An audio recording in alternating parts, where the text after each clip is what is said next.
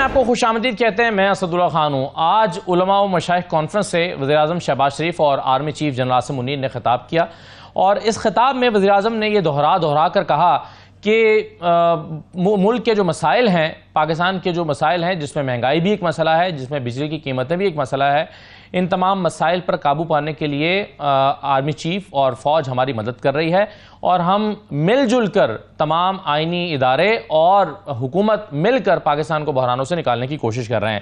کیا کہا شہباز شریف صاحب نے، ذرا سنیے. سپہ سالار سیاسی حکومت جو ہمارا جو اشتراک ہے وہ یقیناً وہ ایک قابل دید ہے اور ایک میں سمجھتا ہوں کہ آئندہ کے لیے یقیناً ایک رول ماڈل ہے. آج کے جو سنگین معاشی حالات ہیں پاکستان کو درپیش، جس کا بڑی تفصیل سے سپہ سالار نے ذکر کیا. قرآن کے نہ صرف وہ حافظ ہیں بلکہ آپ نے خود دیکھا کہ قرآن کریم کا نور نہ صرف ان کے دماغ اور دل میں رچا بسا ہے بلکہ زندگی گزارنے کے حوالے سے جو اللہ تعالیٰ کے احکامات ہیں ان کی روشنی میں انہوں نے جو گفتگو کی ہے، یہ اسی کا نچوڑ ہے کہ آج ہمیں پاکستان کے جو سماجی اور معاشی چیلنجز ہیں اس کا ہمیں بھرپور اس کا حل نکالنا ہے.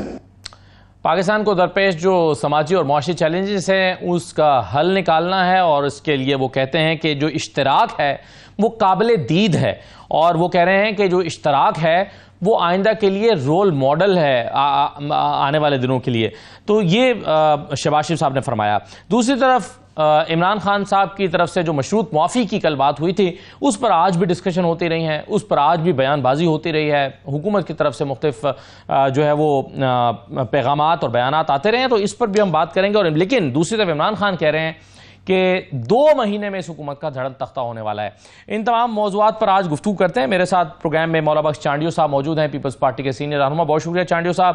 دانیال عزیز صاحب ہمیں اسٹوڈیو میں جوائن کر رہے ہیں اور مہربانو قریشی صاحبہ ہمارے ساتھ موجود ہوں گی، پاکستان تحریک انصاف کے رہنما. چانڈیو صاحب، سب سے پہلے آپ کیسے دیکھ رہے ہیں یہ جو وزیراعظم نے آج خطاب بھی کیا کہ چیز مسائل کو حل کرنے کے لیے بہت ہی عمدہ طریقے سے تمام ادارے، آئینی ادارے، حکومت ایک پیج پر ہیں، کتنے عرصے میں یہ مسائل حل ہوتے ہوئے نظر آ رہے ہیں آپ؟ خوشائند بات ہے اگر تمام ملک کے ادارے مل جل کر پاکستان کو بحرانوں سے نکالنے کی کوشش کریں تو اچھی بات ہے. افواج پاکستان نے تو ہر مشکل وقت میں بھی سویلین حکومت کا ساتھ دیا ہے، وہ سیلاب ہو، زلزلہ ہو، بدامنی ہو، وہ تو کرتے ہی، کوئی نئی بات نہیں ہے. اصل بات ہے سیاسی حکمرانوں کی کہ ان کی صلاحیتیں، ان کی کارکردگی کیسے رہتی ہے، وہی ملک کو بحرانوں سے نکالتی ہے. اگر سب ایک ہو گئے تو اچھی بات ہے.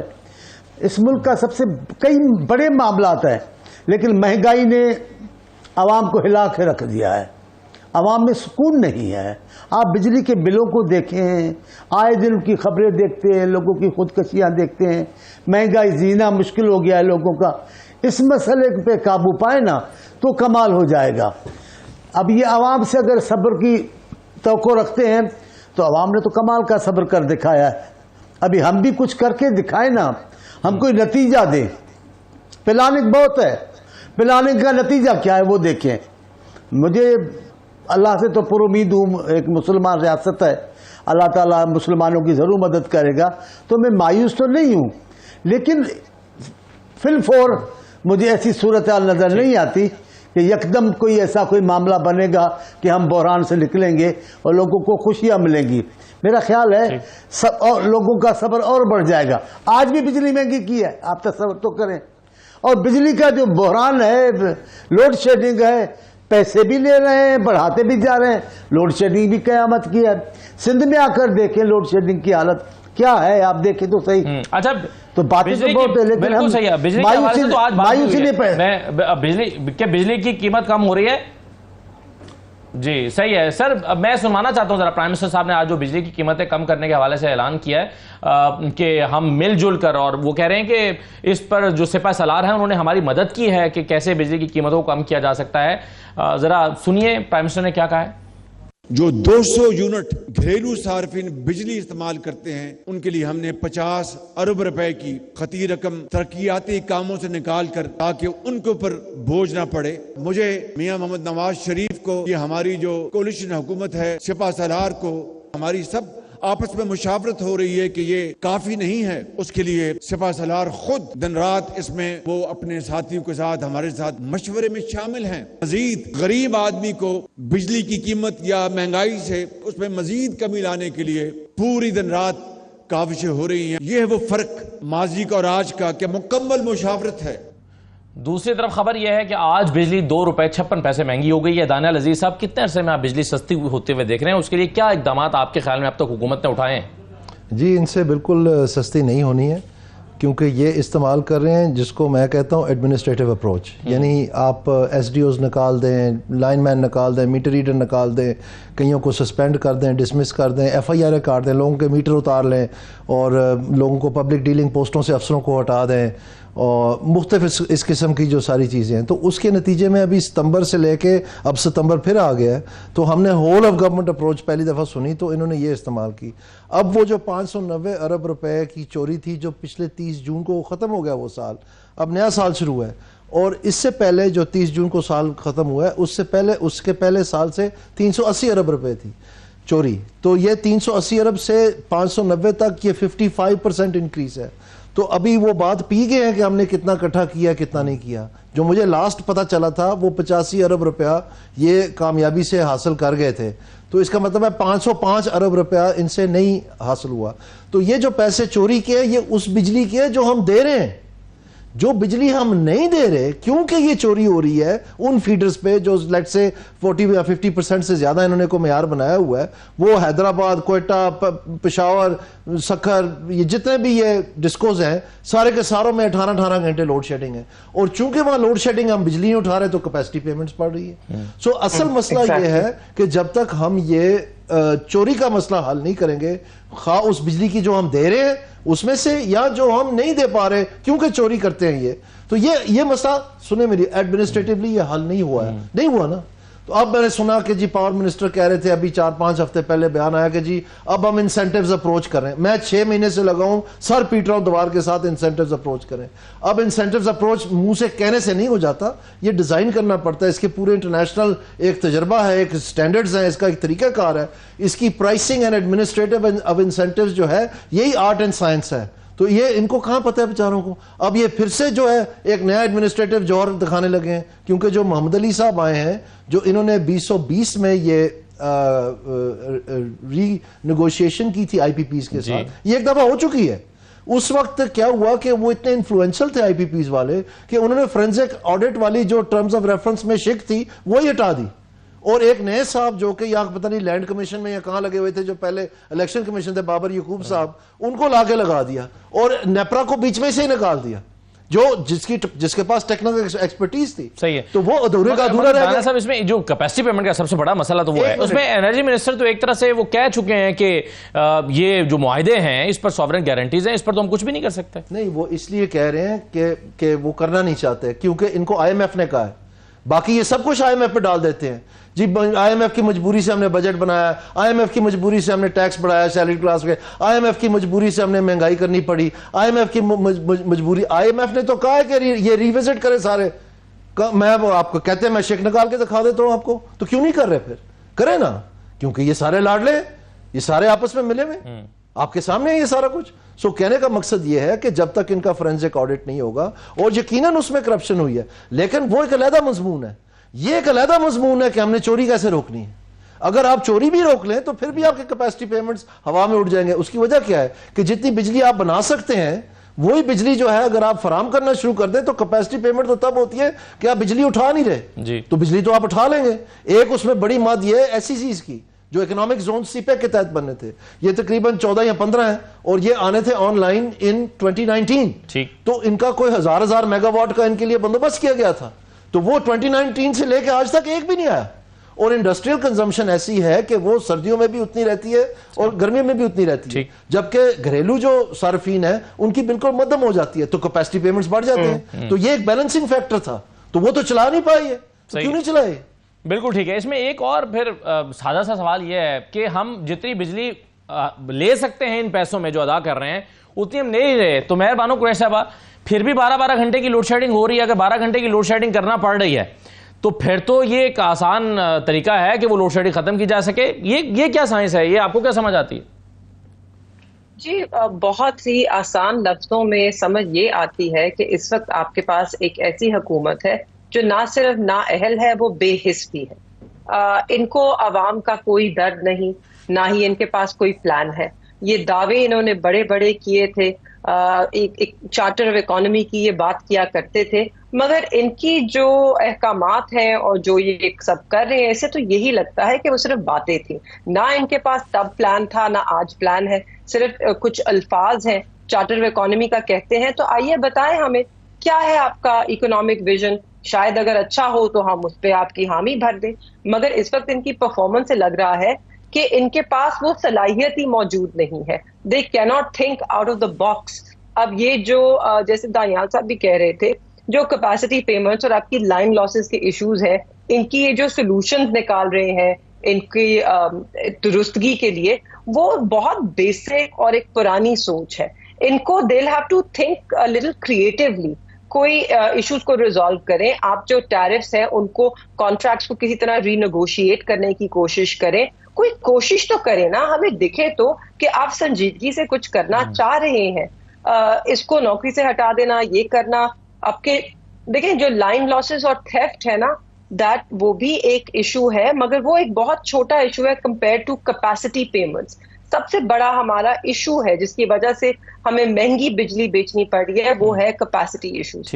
اس کے اندر بہت سی چیزیں ہیں جو کی جا سکتی ہیں، مگر اس وقت لگتا ہی نہیں ہے کہ نہ حکومت میں صلاحیت ہے، نہ ان میں ارادہ ہے کہ وہ اس ایشو کو ٹیکل کریں۔ لیکن احسن اقبال صاحب نے جو بات کی تھی نا، انہوں نے کہا تھا کہ اگر کسی کے پاس کوئی پلان ہے یا کوئی سمجھتا ہے کہ یہ کوئی حل ہے اس کے پاس تو وہ لے آئے۔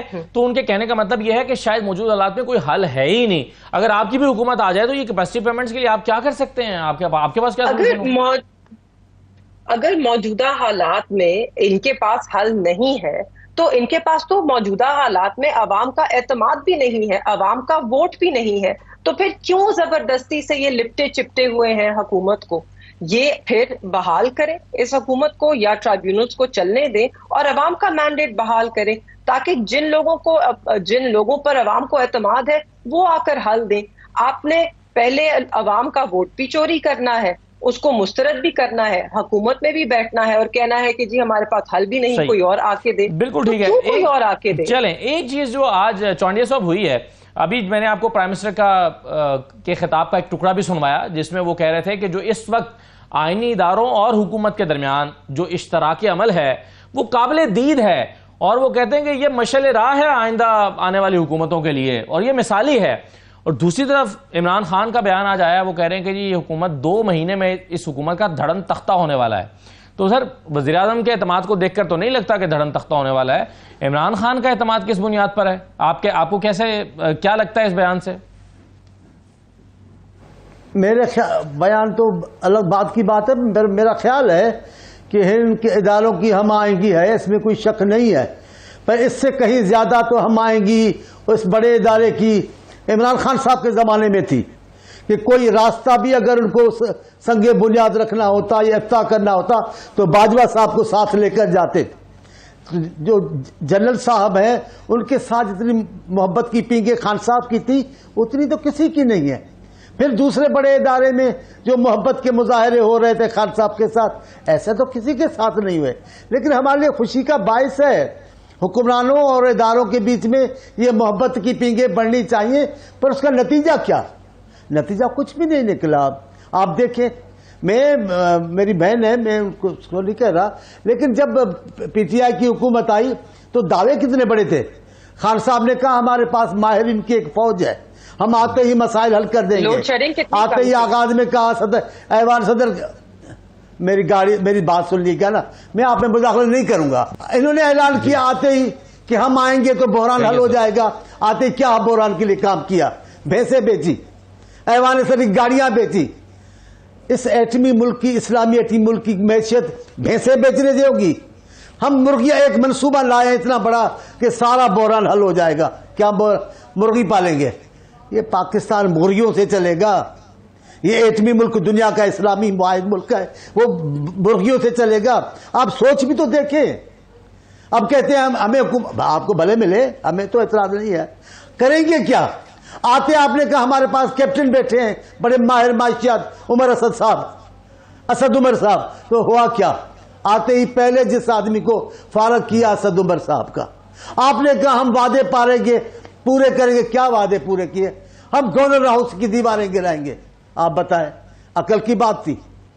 ہمارے مسائل دیکھو، ان کو توجہ دو، ان کی بات کرو نا. جو ہمارا مسئلہ ہی نہیں ہے، گورنر ہاؤس کی دیوار ہمارا مسئلہ ہی نہیں ہے. آپ نے کیا دیا پاکستان کو؟ پتا ہے آپ نے؟ آپ آئیں، ضرور آئیں، میں تو انتظار کر رہا ہوں خان صاحب کے حکومت کے آنے کا، لیکن آئیں گے تو وہی کریں گے جو پہلے کر گئے ہیں. اس لیے بڑے کارنامے کر جاتے تو آج آپ ہی آپ ہوتے.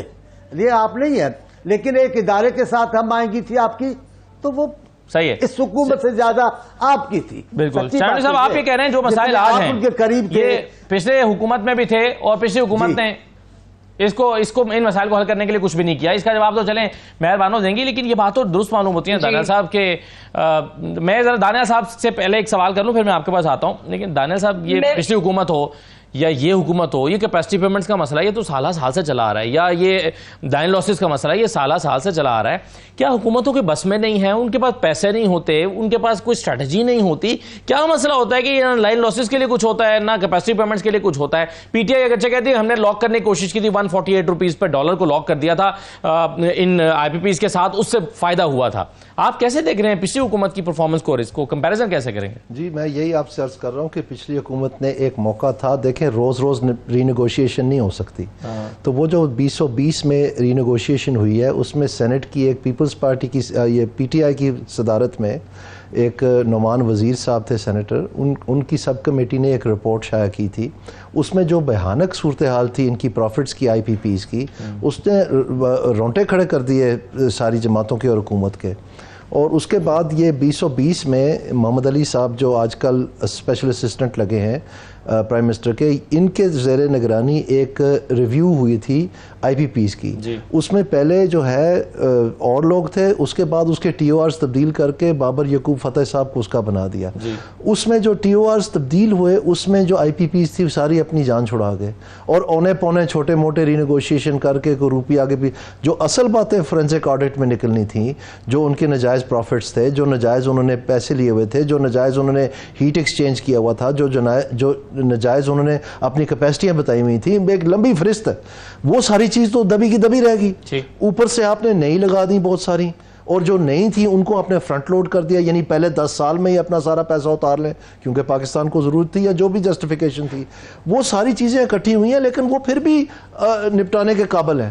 اگر آپ بجلی اٹھا لیں، اب بار بار میں کہہ رہا ہوں، اس کو آئی پی پیز کا مسئلہ بنا دیا کہ یہ کانٹریکٹ غلط ہوئے ہیں. میں آپ کو کہہ رہا ہوں کہ یہ کانٹریکٹنگ کا مسئلہ اتنا نہیں ہے جتنا یہ گورننس کا مسئلہ. سر لیکن اگر بجلی پوری اٹھا بھی لیں جتنی ان سے ہم لے سکتے ہیں، پیسے تو آپ دے ہی رہے ہیں، تو پھر بھی وہ بجلی سستی تو نہیں ہوگی نا؟ نہیں سستی، لیکن آپ کے کیپیسٹی پیمنٹس تو بیچ میں سے نکل جائیں گے. دیکھیں ابھی کیا ہو رہا ہے، سننے میری بات، سمجھنے کی کوشش کریں. جو یہ آپ لوڈ شیڈنگ کر رہے ہیں حیدرآباد میں اور سکھر میں اور کوئٹہ میں اور پشاور وہ میں، نہیں ہوگی جتنے بھی ہیں. نہیں، یہ لوڈ شیڈنگ جو آپ کر رہے ہیں، اس کے بھی کیپیسٹی پیمنٹس تو آپ کو اور مجھے پڑ رہے ہیں. جی، تو جب وہ بجلی استعمال کریں گے اور ان کے کیپیسٹی پیمنٹس ان کے حصے میں جائیں گے تو ساروں کے بل کم ہوں گے.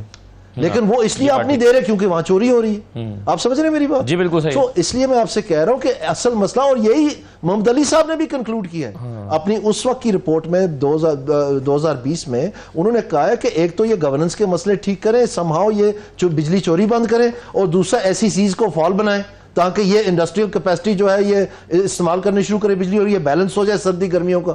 تو وہ دونوں چیزیں نہیں ہو. بالکل صحیح. یہ بڑا امپورٹنٹ پوائنٹ آپ کا کہ بھئی جہاں لوڈ شیڈنگ کر رہے ہیں، اب انہوں نے ہمیں بتایا جی ہول آف گورنمنٹ اپروچ، جی ہم یہ کرنے لگے وہ سارا تو فیل ہو گیا. تو اب وزیر اعظم صاحب کو بجائے ادھر ادھر کے نام لینے کے، ٹیلی ویژن پہ آئیں، عوام سے خطاب کریں اور ہمیں بتائیں کہ ہم نے ایڈمنسٹریٹو اپروچ ٹرائی کر لی تھی، وہ فیل ہو گئی ہے، ہمیں 590 ارب نہیں اکٹھے کر سکے. یہ 2 مہینے کے لیے ہم نے 50 ارب لگائے، ان 2 مہینے میں ہم یہ کریں گے، یا تو ہم پرائیویٹائز کر دیں گے. اور بھائی آج تک پی آئی اے نہیں ہو سکی جو آپ بار بار ڈیٹ بڑھاتے گئے، یہ ڈسکوز کہاں سے ہونے آپ سے پرائیویٹائز؟ چھوڑ دینا ان باتوں کو. بالکل ٹھیک ہے. باتیں کیوں بتا رہے ہیں؟ عوام کو سچ بتائیں. بالکل صحیح ہے. اب مجھے مہربانو صاحبہ، ایک تو یہ جو چانڈیو صاحب نے کہا نا کہ آپ نے گاڑیاں بیچی، بھینسیں بیچی اور مرغیاں پالنے کا منصوبہ لائے، کیونکہ ملک کے مسائل بڑے تھے اور آپ چھوٹی چھوٹی چیزوں میں لگے رہے. تو ایک تو یہ جو چیزیں کرنے کی تھیں وہ آپ نے کی نہیں.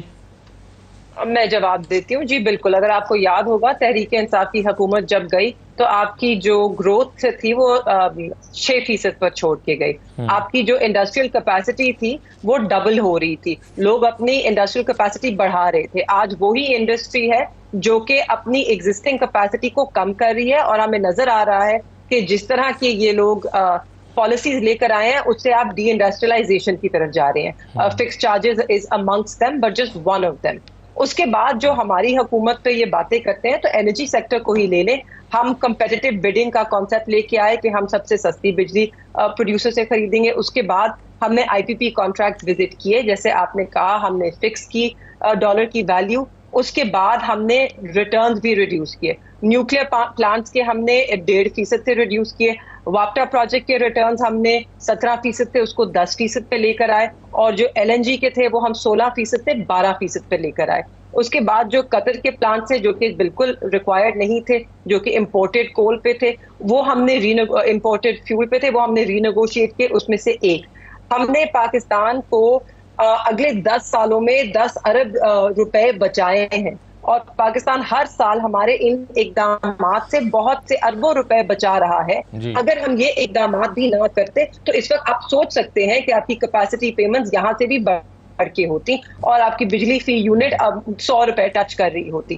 ہم نے اپنا حصہ ضرور ڈالا, ہم نے آپ کی معیشت بھی بہتر کی. سب بھول جاتے ہیں کہ تحریک انصاف کے حکومت میں ہونے کے سال کے اندر ہی کووڈ آیا.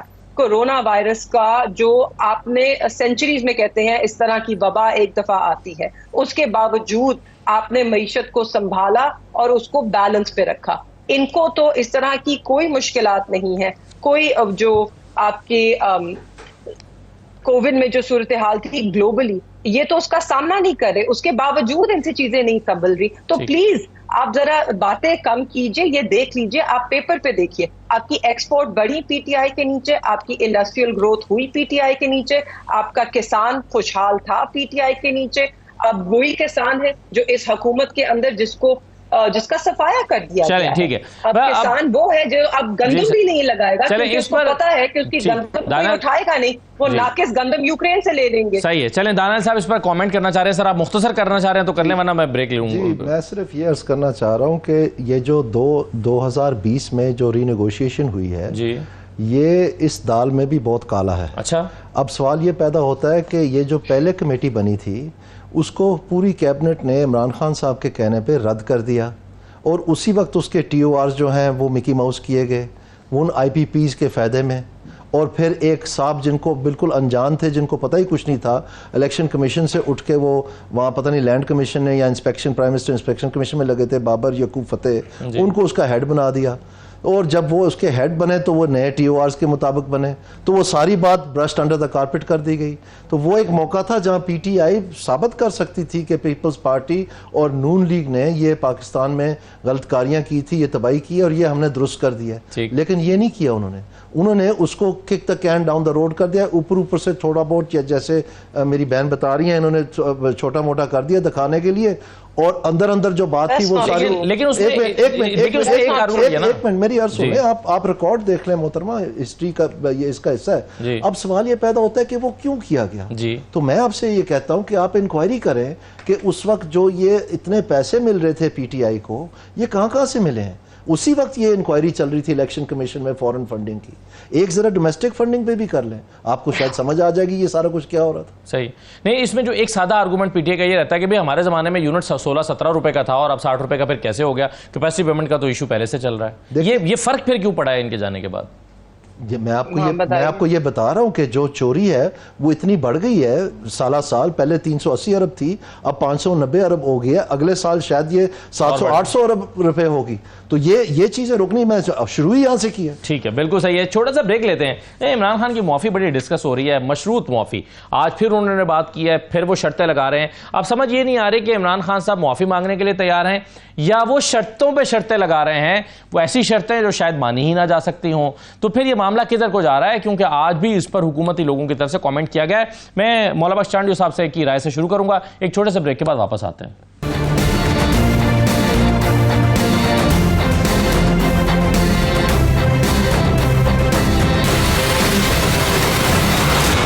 دوبارہ آپ کو خوش آمدید کہتے ہیں. عمران خان کی معافی کی بات ہو رہی ہے اور یہ موضوع بنا ہوا ہے پاکستان کی سیاست کا. مصدق ملک صاحب نے فرمایا ہے کہ اگر مگر نہ کریں, معافی مانگیں اگر مانگنی ہے تو. اگر مگر کیا ہوتا ہے, سنیے مصدق ملک صاحب نے کیا کہا ہے. خدارا معاف کر دیں, لیکن اگر ایسا ہوا ہے تو میں معافی مانگ لیتا ہوں. ارے اگر ایسا ہوا نہیں ہے, ایسا ہوا ہے تو معافی مانگیں. یہ جو بار بار اگر مگر کرتے ہیں کہ اگر یہ ہے, اگر ویڈیو ہے, اگر فوٹو ہے, تو ویڈیوز تو چلتی رہی ہیں لائیو. تو اگر یہ ہے معافی مانگنی ہے تو اگر ہوا ہے تو معافی مانگیں تاکہ یہ بات ختم ہو, ہم بھی ختم کریں. معافی مانگنی ہے تو معافی مانگیں, گڑ گڑانا ہے تو گڑ گڑائیں. یہ اگر مگر مت کریں. جاوید لطیف صاحب کہتے ہیں کہ جی آپ کو اگر معافی مانگنی ہے تو پھر تو بہت ساری چیزوں کی معافی مانگنی پڑے گی, پھر تو پوری ایک چارج شیٹ ہے, پوری لسٹ ہے, کس کس بات کی معافی مانگیں گے. سنیے جاوید لطیف صاحب کیا کہہ رہے ہیں. کوئی بتانا پسند کرے گا جو کہتا ہے کہ میں معافی مانگ لوں گا. او بھائی یہ تو بتائیں کہ کیا جب آپ پی ٹی وی پر, نیشنل اسمبلی پر, پرائم منسٹر ہاؤس پر جب آپ حملہ کر رہے تھے, کروا رہے تھے, اس کی معافی مانگو گے؟ آپ اس پہ معافی مانگو گے جو آپ کو لے کر آئے, آپ نے انہی کو میر جعفر صادق کہا, آپ اس پہ معافی مانگو گے یا اس پہ معافی مانگو گے جو آپ کہہ رہے ہو کہ جناب میں نے تو زمان پارک میں صرف پیٹرول بم استعمال کیے؟ کیا زمان پارک افغانستان کا حصہ ہے؟ اچھا چانڈیو صاحب, اگر فرض کیجئے معافی مانگ لیتے ہیں عمران خان اور ادارے کے اور عمران خان کے تعلقات جو ہیں وہ بہتر ہو جاتے ہیں, تو پولیٹیکلی تو یہ پی ایم ایل این کو اور پیپلز پارٹی کو سوٹ ہی نہیں کرے گا. پیپلز پارٹی اور پی ایم ایل این کو تو یہی سوٹ کرتا ہے کہ ادارے کے اور عمران خان کے تعلقات ٹھیک نہ ہوں. میرے خیال میں نون لیگ کے ہم ساتھ ہیں, اس حکومت میں ہماری سپورٹ ہے, یہ ٹھیک ہے, لیکن پالیسی کے معاملے میں آپ دونوں کو ملا کر بات نہیں کر سکتے. ہم بہت ساری باتوں میں بظاہر ہمارے خلاف نظر آئیں گی, لیکن اگر حکومت کو اور جمہوریت کے فائدے میں ہوگی تو ہم اس میں حصہ لینے میں بھی کوئی آر محسوس نہیں کرتے, لہذا ہمیں نہ ملائے. لیکن آپ جو کہتے ہیں یہ معافی مانگیں گے خان صاحب, یار آپ بیان کل دیا ہے نا, ایک ہفتہ تو رکیں, اس کے مقابلے میں دوسرا بیان آ جائے گا, یہ ناکارہ ہو جائے گا, یہ متروک ہو جائے گا. ایک بھی بیان خان صاحب کا ایسا نہیں ہے جس پہ 2 دن کے بعد پھر رکے رہے. ہر بات کی تردید کرتے ہیں, کہتے یہ میں نے ایسا نہیں کہا تھا, یوں اس کی یہ مشروط تھی. یہ آپ کے سامنے ہے خان صاحب کی ساری پالیسی, کیا چاہتے ہیں, ان کے دل میں کیا ہے, معلومات ان کی کیا ہے, مجھے علم نہیں ہے, لیکن جو کہہ رہے ہیں اس پر مجھے اعتبار نہیں ہے. ایک بھی بات پہ آج تک کھڑے نہیں رہے, ایک بھی بات نہیں, معمولی سی بات. اب یار یہ میری بہن ہے, ابھی ان کو تمہیں کچھ نہیں کہہ سکتا. ہم بھوک مٹائیں گے کس سے؟ تندوروں سے. بھوک مٹ گئی, پاکستان سے بھوک چلی گئی. ایسے نہیں ہو سکتا ہے بی بی, پالیسی مستقل بنائی جاتی ہے, کوئی منصوبہ دیں. منصوبہ تو کوئی نہیں ہے. آپ اداروں کو گالیاں دے کر تو پاکستان کو کھڑا نہیں کر سکتے. انکم سپورٹ پروگرام سے بھی بھوک نہیں مٹی نا, حکومتیں تو انیشیٹیو لیتی ہیں. میں گارنٹی نہیں, ایسا نہیں ہے, ایسا نہیں ہے, ایسا نہیں ہے, ایسا نہیں ہے, ایسا نہیں ہے. میں یہ نہیں کہہ سکتا کہ بھوک مکمل ختم ہو سکتی ہے, کبھی بھی نہیں. یہ انسان کے ساتھ یہ معاملات کچھ چلتے رہیں گے. میں ان کی دعویٰ کی بات کر رہا تھا کہ تندور بنائیں گے, روٹی دیں گے, تو میں اس کی بات کر رہا ہوں. ورنہ منصوبے میں بے نظیر انکم سپورٹ پروگرام نے جو فائدہ عوام کو دیا ہے وہ کسی اور ادارے نے نہیں دیا. ایسے آپ تو نہیں تنقید کر سکتے. مکمل بھوک کی بات نہیں کرتے, مسائل حل کرنے کی بات کرتے. بے نظیر انکم سپورٹ پروگرام کا مقابلہ کر کے دیکھ لے. میں بات یہ کہتا ہوں کہ یہ چھوٹی چھوٹی باتیں ہیں, ان پہ نہیں توجہ دیں گے.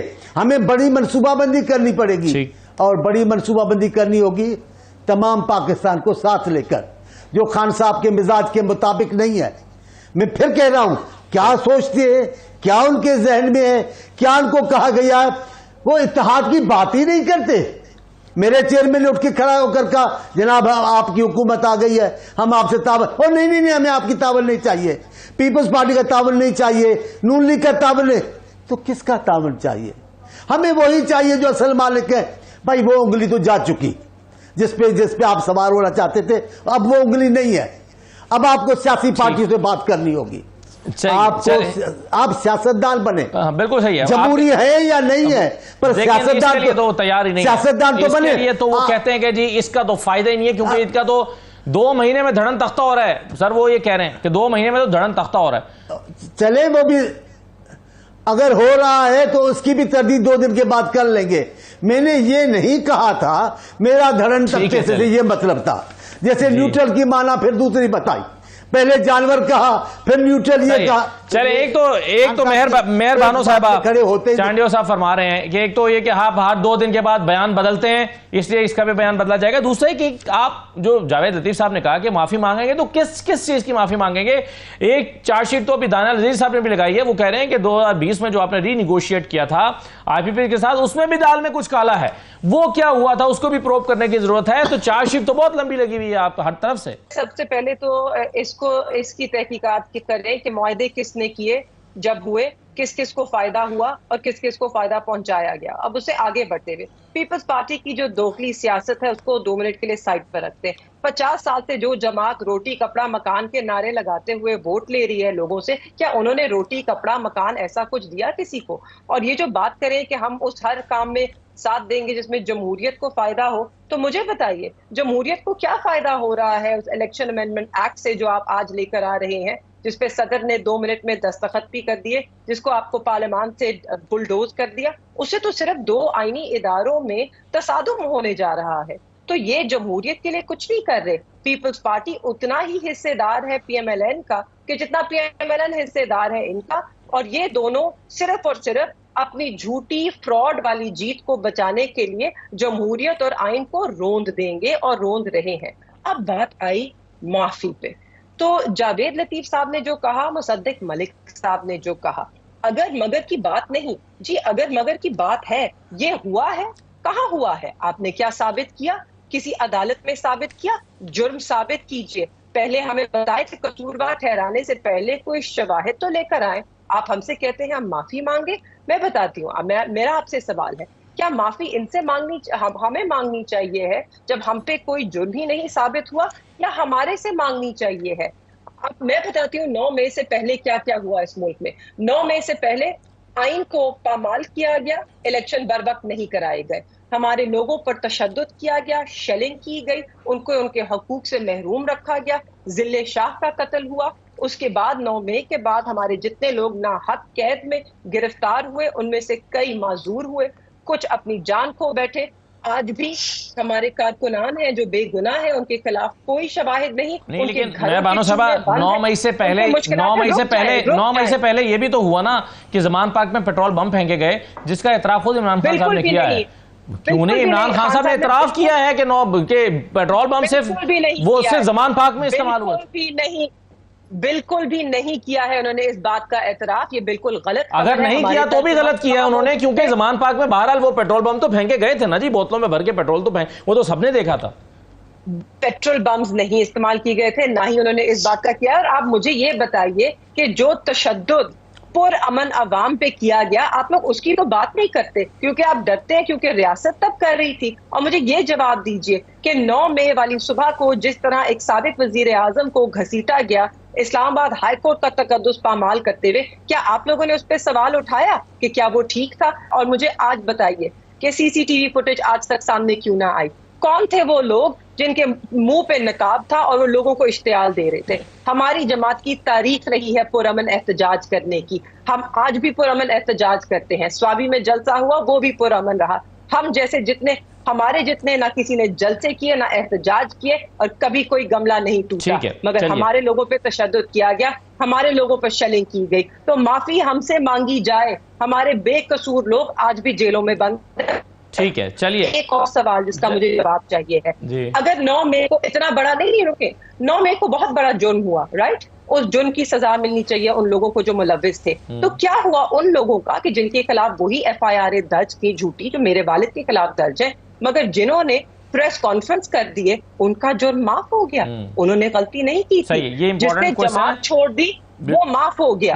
تو پھر صرف تحریک انصاف نشانہ تھی نا، اصل میں جرم تو ہوا ہی نہیں. چلیے یہ ہم سوال ہے، بالکل صحیح ہے. میں دو چیزیں دانیال صاحب، ایک تو یہ جو معافی والی بات ہو رہی ہے، آپ چونکہ آپ کو سیاست کا ایک وسیع تجربہ ہے، آپ نے مارشل لاز بھی دیکھے ہیں، جمہوری حکومتیں بھی دیکھی ہیں، لیکن اس پر آنے سے پہلے جو پہلے آپ گفتگو کر رہے تھے، میں ایک سوال رکھنا چاہتا ہوں آپ کے ساتھ. ہمارے ہاں تصور یہ کیا جاتا ہے کہ جن لوگوں نے آئی پی پی ایس کے ساتھ معاہدے کیے تھے وہ مجرم ہیں، لیکن جنہوں نے ان کمپنیوں کے ساتھ جو ناکارہ ہو گئی تھیں یا جن کی مدت پوری ہو گئی تھی ان کے ساتھ، ان کو ایکسٹینڈ کیا ان کے ساتھ معاہدوں کو، کیا ان کا بھی کوئی قصور بنتا ہے؟ جی بالکل. اور یہ جو 2020 میں جو کمپنیز مختلف جن کے معاہدے اختتام پر آنے کو جا رہے تھے، کوئی 6 مہینے کے بعد، کوئی شاید آ چکا تھا، کوئی 2 سال کے بعد ہونا تھا، ان سے ہمیشہ کے لیے ہماری جان چھوٹ جانی تھی. اور یہ وہ والی کمپنیز تھی جو کہ سب سے زیادہ نقصان دہ تھی. یعنی ان کا جو ہائیسٹ پروڈکشن کاسٹ تھی بجلی کی، اور کیپیسٹی پیمنٹس بھی اس حساب سے زیادہ تھیں، تو ان کو بجائے کہ ان سے جان چھڑا لی جائے، اس ری نیگوشیشن کے تحت ان کو 10-15 سال کی ایکسٹینشن دے دی گئی. اور ایک عجیب و غریب مطلب کوئی دنگ رہ جاتا ہے. یہ پی ٹی آئی کی حکومت میں ہوا جی بالکل. یہ جو میں نے آپ کو ساری بات سنائی ہے، لیکن ایک بات میں ضرور کہنا چاہوں گا، جو میری یہ شہربانو صاحبہ جو بات کر رہی ہیں، مہربانو صاحب سوری، یہ جو جہاں تک جوڈیشری اور انسٹیٹیوشنز کے تنازع کی بات ہے، اور بھی انہوں نے بہت سارے حوالے دیے ہیں جو مختلف چیزوں کا سامنا کرنا پڑا ان کو. یہ میں سمجھتا ہوں کہ ان کی بات جو ہے، یہ حکومت بھی کی ذمہ داری ہے کہ اس کو ڈیفیوز کریں، اس کو بڑھائیں نہ. وہ صحیح کہہ رہی ہیں کہ یہ اداروں کے درمیان تنازع بن جانا ہے، اور معاملات جو ہے بگڑتے کہیں اور ہی نہ چل نکلے. اور انہوں نے یہ کیا ہے، پلیز آپ سمجھنے کی کوشش کریں کہ اس قانون نے کیا ہے. یہ جو لا پاس ہوا ہے، اس نے ایکچولی یہ کیا ہے کہ الیکشن کمیشن کا بھی دھڑم تختہ کر دیا اور سپریم کورٹ کے آرڈر کا بھی دھڑم تختہ کر دیا. اب الیکشن کمیشن دیکھنے میں تو ان کے ساتھ ہی تھی، اور الیکشن کمیشن نے سپریم کورٹ کے آرڈر کے مطابق یہ مان کے بات اور ان کو لکھ کے بھیجا ہے کہ یہ جو لوگ ہیں پی ٹی آئی کے، یہ ہم نے پی ٹی آئی کے مان لی. یعنی سنی اتحاد کونسل اس دن ختم ہو گئی. تو یہ جو انہوں نے 39 ماننے مگر 41 نہیں ماننے، جو قانون انہوں نے یہ بنایا ہے، وہ سارا کچھ الیکشن کمیشن کے بھی آرڈر تباہ کر دیا نا. نہیں، الیکشن کمیشن تو خود ریویو میں بھی چلا گیا نا. نہیں، وہ تو صرف 39 کے لیے گیا، جو 41 کے لیے، جو کہ جن کی سرٹیفکیٹ نہیں مل رہی، کیونکہ وہ خود ہی ذمہ دار تھے. ان کا بار بار الیکشن کی پریڈ کروا رہے ہیں. یہ بھی ایک بہت بڑی زیادتی ہے کہ ان کا عہدیدار ہی کوئی نہیں ہے. وہ بھائی 100 طریقے ہیں، آپ دیکھ لیں اس وقت نشان کس کو الاٹ ہوئے تھے، پی ٹی آئی کی ویب سائٹ دیکھ لیں جا کے، آپ کو پتہ چل جائے گا کہ ان کے کینڈیڈیٹ تھے کہ نہیں تھے. یہ ہیلے بہانے استعمال کریں. دیکھیں اس طرح سے کیا ہوگا، پاکستان کی عوام کا، پاکستان کی سیاسی برادری کا اعتماد جو ہے یہ اداروں سے اٹھتا چلا جائے گا. تو ایسے بھی نہیں ہونا چاہیے. جو چیز سامنے نظر آ رہی ہے، دن کی طرح واضح ہے، اس کو ہم کہہ دیں کہ وہ کالی رات ہے، تو کتنی دیر چلے گا یہ کام؟ تو میں سمجھتا ہوں کہ یہ ایک جینوئن چیز ہے. اور اس کو دیکھیں، سمپل میجورٹی حکومت کی تو ویسے بھی ہے، تو ان کا کیا چلے جانا ہے؟ کیوں اتنے گھبرائے ہوئے ہیں کہ کون سا آسمان گر گیا؟ آپ کو لگتا ہے کہ یہ ضد ہے؟ تو یہ سمجھنا کہ اب ساروں کو پتہ ہے کہ وہ پی ٹی آئی کے ہیں، دن کی طرح آیا ہیں، تو اگر ان کی وہ ریزرو سیٹس بنتی ہے تو آپ کیوں وہ لیے بیٹھے ہوئے ہیں؟ آپ ان کو دے دیں. کیوں؟ یہ تو پھر بات ایسے تو نہیں ہونا چاہیے. اور سپریم کورٹ بھی کہہ رہی ہے، اور یونینیمسلی آلموسٹ کہہ رہی ہے. ایون جو 3 ججز کا ڈسینٹنگ نوٹ ہے، اس میں 2 ججز جو ہیں، یا افریدی صاحب اور ایک اور صاحب ہیں، انہوں نے تو ریمانڈ کر دیا بیک کے الیکشن کمیشن فیصلہ کرے. انہوں نے تو نہیں ان کو جو باقی 8 ججز ہیں ان کو غلط تو نہیں کہا. جی ہاں، 11 ججز ایک طرح سے ایک سائڈ پر تھے، اور وہ سمجھتے ہیں کہ یہ حکومتی اتحاد کو نشستیں نہیں ملنی چاہیے. تو پھر وہ صحیح کہہ رہی ہیں. پھر ہم کس طرف جا رہے ہیں؟ یہ کیا ہو رہا ہے؟ بالکل ٹھیک ہے. چلیں، پیپلز پارٹی نے اس قانون سازی کو سپورٹ کیا ہے، اس کا جواب مولا بخش چانڈیو صاحب سے لیتے ہیں. ایک چھوٹا سا بریک لے لیں، بریک کے بعد واپس آتے ہیں.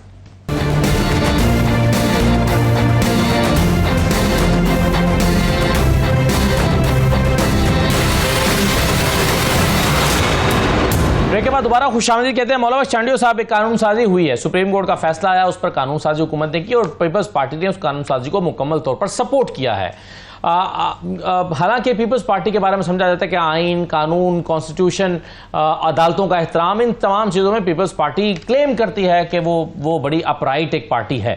لیکن یہاں پر کیا وجہ ہوئی کہ سپریم کورٹ کے فیصلے کو غیر مؤثر کرنے کے لیے لائی گئی قانون سازی کو پیپلز پارٹی نے پوری طاقت کے ساتھ سپورٹ کیا؟ کیوں؟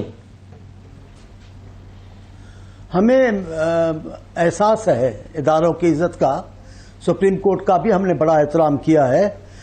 بھٹو صاحب کے خلاف انہوں نے جو اکثریتی فیصلہ دیا، نام نہاد اکثریتی فیصلہ، جس کو فیصلے دینے والے جج صاحبوں نے بھی کہا ہم نے فرمائشی پروگرام پہ عمل درآمد کیا تھا. بدقسمتی ہے اس جج صاحبہ پہ تو کیس چلانا چاہیے تھا, شرم آنی چاہیے تھی. اکثریتی فیصلے بھی دیکھے ہیں, لیکن اگر لوگ انگلیاں اٹھانا شروع کر دیں تو پارلیمنٹ ہے, قانون ہے, ان کا حق ہے, وہ سیاسی لوگوں کا, پاکستان کے منتخب لوگوں کا ادارہ ہے, تو رائے تو دے سکتی ہے. ابھی اس فیصلے پر تو خود جو 2 جج صاحبان نے, بات یہ نہیں ہے کہ وہ اقلیت میں تھے, بات یہ کہ وہ بھی سپریم کورٹ کے جج صاحبان ہیں, ان کا جو کہنا ہے وہ دیکھے تو صحیح, بڑی غور طلب باتیں ہیں. ایک نقطہ تو ایسا ہے جس میں سوچ کے حیران رہ گیا ہوں. ان 2 جج صاحبان نے کہا ہے کہ کوئی بھی قانون پاس ہو اور عمل درآمد کرنے والے سمجھیں کہ یہ فیصلہ آئین سے متصادم ہے تو عمل درآمد نہ کرے. کیا مطلب اس کا ہوا؟ یہ کیسی دعوت ہے آپ بتائیں؟ کیسے فکر کی دعوت دے رہے کہ یوں ہو سکتا ہے؟ تو عدالتی فیصلہ کوئی آسمانی الہامی بات نہیں ہوتی, انسانوں کا فیصلہ ہے, کئی غلطی بھی ہو سکتی ہے. ایک تو بات بچوں کو بھی سمجھ آ رہی ہے کہ جناب جو فائدہ آپ پی ٹی آئی کو دے رہے ہیں وہ تو نہ تھے پارٹی تھے نہ انہوں نے وہ مانگا, آپ نے تو بلا کے گلی میں سے بھائی ادھر آؤ آپ حکومت کرو, ایسے تو نہیں ہوگا. ایسے تو ضرور انگلیاں اٹھیں گی فیصلوں پر. اور دوسری بات, عدلیہ کی ہر بات لیکن سر یہ جو تناؤ پھر بڑھ رہا ہے, جو ویلکم کر رہے تھے خان, یہ جو عدلیہ اور ایگزیکٹو کے درمیان دیکھیں سر غلطی ہو سکتی ہے, بالکل صحیح ہے, لیکن اس کے لیے پھر ریویو میں جایا جاتا ہے نا, اس کے لیے پھر اس طرح سے اس کو فیصلوں کو امپلیمنٹ کرنے سے روکنے کے لیے اگر روڑے اٹکانے کے لیے قانون سازی کی جائے گی تو پھر تو تناؤ بڑھے گا. تناؤ بڑھے گا تو پھر عمران خان کو یہ کہنے کا موقع ملے گا کہ یہ دھڑن تختہ ہونے والا ہے 2 مہینے میں اس حکومت کا, کیونکہ شاید ان کو لگ رہا ہے کہ یہ تناؤ بہت بڑھنے والا ہے. ابھی موقع نہیں تھا بھلا, کیا کچھ نہیں کہا ہے خان صاحب نے, بتائیں بھلا کیا کچھ نہیں کہا ہے. یہ تو چلو ایک چھوٹی سی بات کا موقع ملا ہے. خان صاحب نے جو فرمان جاری کیے کوئی عام فرمان تو نہیں ہے, آپ بتائیں بھلا ملک ایسے چلے گا, قوم ایسے آگے بڑھے گی, ایسے اتحاد بنے گا؟ ہرگز نہیں. اگر خان صاحب کی باتوں پر پاکستان چل نکلے تو پاکستان کے بخے ادھر جائیں گے. آپ نے سنا ہے کبھی؟ میں نے تو اپنی اس عمر میں نہیں دیکھا کہ کسی ایک آدمی ایک پاکستان کی فوج کے سپاہی کو بھی تشدد کرے, ناممکن ہے. اور یہاں جو کچھ ہوا ہے, میری بہن ہے وہ پی ٹی آئی کی ہے, ان کا حق بنتا ہے کہ وہ ہم نہیں تھے, آپ نہیں تھے تو کون تھے؟ ویڈیو چلائیں, پروگرام دیکھیں, اعترافات پڑھیں, خان صاحب کے بیان پڑھیں. ابھی تو آپ نے جو کہہ دیا ہے کہ وہ نہیں تھے تو خان صاحب نے تو مانا ہے, ہم معافی مانگنے کی بات کی ہے انہوں نے. آپ کہتے نہیں کائے کی مانگے. 9 مئی کا جرم ناقابل معافی ہے آپ لوگوں کے لیے. آپ نے جو, اور آپ نے نہیں, آپ کے تمام رہنما اس میں شریک ہے, سب لوگوں نے اعتراف کیا ہے, اور کئی لوگوں نے تو بیان دے کے ہٹ گئے. یعنی آپ بھی یہ کہہ رہے ہیں کہ ناقابل معافی ہے, یعنی معافی مانگی بھی جائے گی. خواجہ آصف بھی کہہ رہے ہیں چانڈیو صاحب کہ اگر معافی مانگی بھی جائے گی تو معافی نہیں ملے گی. آپ بھی کہہ رہے ہیں ناقابل معافی ہے. میں اگر آپ اجازت دیں تو میں بانو صاحب اس کا جواب دینا چاہ رہی ہیں, لیکن ایک چیز میرا سوال صاحب میری بات کلیئر ہو جائے پھر جو آپ چاہے. میں یہ نہیں کہہ رہا کہ معافی نہیں دی جا سکتی, میں کہہ رہا ہوں معافی مانگی گئی ہے, یہ کہہ رہا ہوں, نہیں دینا. لیکن میں ایک بات کا, اس بات کا حامی ہوں, ٹھیک ہے, دل و جان سے, ایمان سے, کہ پاکستان کو ابھی آگے چلنا چاہیے. خان صاحب کو اپنا موقف تبدیل کرنا چاہیے, خان صاحب کو لب و لہجہ تبدیل کرنا چاہیے, خان صاحب کو اب الفاظوں کا چناؤ اچھا کرنا چاہیے, حکومت کو بھی سنجیدگی. چلیں یہ تجاویز ہو گئی آپ کی طرف سے پی ٹی آئی کے لیے, آگے جانا چاہیے. مجھے مہربانو صاحبہ یہ بتائیں 2 مہینے میں, رائٹ سر, 2 مہینے میں ایسا کیا ہونے والا ہے؟ بظاہر سب چیزیں سموتھ نظر آ رہی ہیں, بظاہر جو ہے وہ حکومت چل رہی ہے, اس کے پاس ایک اچھی خاصی اکثریت موجود ہے. اگر یہ الیکشن کمیشن جو ہے وہ ڈیسائیڈ کر دیتا ہے کہ مخصوص نشستیں حکومت کو دینی ہے تو ان کے پاس 2/3 اکثریت بھی ہو جائے گی. جلد سے جلوس آپ کر نہیں پا رہے, لیڈر آپ کے جیل کے اندر ہیں. 2 مہینے میں کیسے دھڑن تختہ ہو جائے گا؟ یہ کیا ریشنل کیا ہے اس بات میں؟ سب سے پہلے تو میں وضاحت کر دوں, میں مولا بخش چانڈیو صاحب کی بہت عزت کرتی ہوں, بڑے پرانے ہمارے خاندانی تعلقات ہیں ان کے ساتھ, مگر انہوں نے جو کچھ بیان کیا وہ میرے خیال میں حقائق سے بالکل کوئی مطابقت نہیں رکھتا. خان صاحب نے کوئی اپالوجی نہیں کی, انہوں نے معافی مانگی نہیں, نہ ہی ہم مانگیں گے ان گناہوں کی معافی جو ہم نے کیے نہیں. کسی اور کی حصے کی گناہ کی معافی ہمارے کندھوں پہ نہیں عائد ہوتی ہے. جہاں تک باقی انہوں نے بہت گفتگو کی, میں اس پہ نہیں جانا چاہتی ہوں. دیکھیے حکومت کا کیا کہہ سکتے ہیں، پیپلز پارٹی کی دوگلی سیاست کے کندھوں پر کھڑی ہے. کبھی بھی پیپلز پارٹی چاہے تو اپنا کندھا ہٹا لے. اس کے بعد خان صاحب نے اس کے کہا دیکھیے اب ملک میں صورتحال سمجھیے.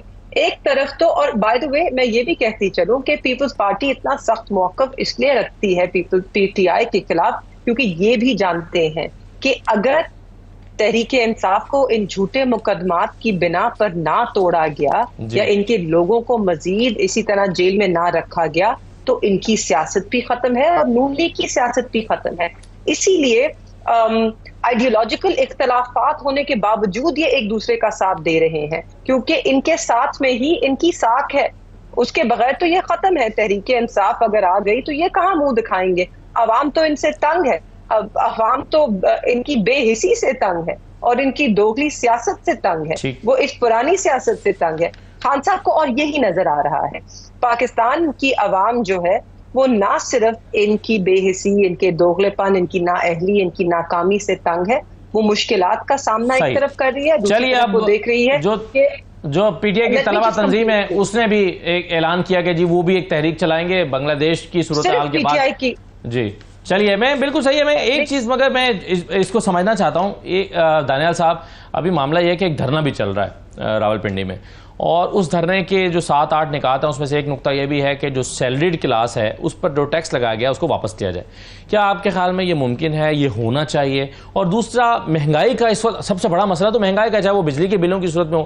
حالانکہ حکومت آئی تو اس نے آ کر کہا تھا کہ مہنگائی میں ہم کمی لے آئے ہیں، لیکن رپورٹس تو بتا رہی ہیں کہ مہنگائی بڑھنے والی ہے. تو مہنگائی کم ہونے والی ہے یا بڑھنے والی ہے؟ اور یہ کیا ہوگا یہ سیلریڈ کلاس اس کے ٹیکس کا؟ مہنگائی بالکل بڑھنے والی ہے جی. انہوں نے ضرورت سے زیادہ جلد بازی میں شرح سود جو ہے وہ کم کر دی ہے، جس کو اسٹیٹ بینک کی مانیٹری پالیسی کمیٹی نے اب 19.5 پہ لے آئی ہے 22 سے. اور یہ میں نہیں کہہ رہا، جمیل احمد صاحب جو اسٹیٹ بینک کے گورنر ہیں وہ ابھی گئے تھے ایک فائنانس کمیٹی کی اسٹینڈنگ کمیٹی میں. آج ساری اخباروں میں یہ لکھا ہوا ہے کہ انہوں نے وہاں پر سٹیٹمنٹ دیا ہے کہ مہنگائی کا اپ ٹک آ رہا ہے، یعنی ایک مہنگائی کی نئی لہر آ رہی ہے. اور یہی بات آج سے 2 ہفتے پہلے فائنانس منسٹر صاحب نے کہا کہ اگر تھوڑی سی مہنگائی اور ہو جائے تو کوئی بات نہیں. اب یہ کہتے ہیں مہنگائی کم ہوئی. بھئی مہنگائی کم نہیں ہوئی ہے، مہنگائی بڑھنے کی جو رفتار ہے صرف وہ کم ہوئی ہے، مہنگائی کم نہیں ہوئی ہے. لیکن آپ دیکھیں اس میں بات جو سمجھنے والی ہے وہ یہ ہے کہ مہنگائی ہوتی نہیں ہے، مہنگائی کی جاتی ہے، اور اگر کی جا رہی ہے تو پھر اس سے کوئی نہ کوئی مستفید ہو رہا ہے. تو یہ حکومت سوچی سمجھے دن دہاڑے یہ مہنگائی جو ہے، ان کو اچھی طرح پتہ ہے کہ پاکستان کی ریکوری ابھی تک بالکل کچی ہے. اور خود کہہ رہے ہیں اسٹیٹ بینک گورنر صاحب کہ جو فلسطین میں جنگ اگر بڑھ گئی، تیل کی قیمت میں فرق پڑ سکتا ہے اور چیزیں ہو سکتی ہیں وغیرہ وغیرہ، تو یہ رسکس ہیں. تو ان رسکس میں کیا آپ بیچارے غریب عوام کی بھی چمڑی اتارنا چاہتے ہیں مہنگائی کے ذریعے؟ باقی سیلریڈ کلاس کی تو آپ نے اتار دی. اور ہاں بالکل صحیح آپ کہہ رہے ہیں کہ سیلریڈ کلاس کے اوپر یہ ٹیکس بنتا ہی نہیں تھا. اس کی وجہ یہ ہے کہ جو یہ اپنا اورنگزیب صاحب ہیں، ان کا پلان تھا، یہ ان کا فائنانس پلان سو کال جو وزٹ لائے یہ کہ یہ جو 590 ارب ہے، ایک تو یہ مل جانا ہے اور ہمارا خسارہ کم ہو جانا ہے، اور 2.7 ٹریلین روپیز جو ہے جو لٹیگیشن میں سٹک اپ ہے ایف بی آر کا، وہ ہم نے قانون میں امینڈمنٹ کر دی ہے، ڈی جی لا لگا دی ہے، اور وہ سارا ہمیں حاصل ہو جانا ہے. بھئی ہمیں بتائیں اس میں سے آپ کو دھیلا بھی ملے؟ یہ جو آپ کی تاجر دوست اسکیم ہے اس سے آپ کو کوئی دھیلا ملے؟ ٹھیک، یہ سب باتیں ہوا میں ہیں. اور اب ان کو خیال آیا کہ اس کی ٹاسک فورس بنا. رائٹ سر، بہت شکریہ دانیال عزیز صاحب، مولا بخش چانڈیو صاحب، مہر بانو قریش صاحب، بہت شکریہ پروگرام میں شرکت کرنے کے لیے. اجازت دیجیے، اللہ حافظ.